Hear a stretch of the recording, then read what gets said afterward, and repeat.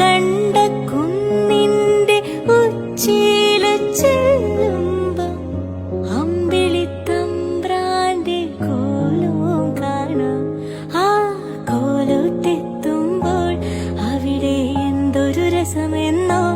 അവിടെ പാൽക്കാവടിയുണ്ട്,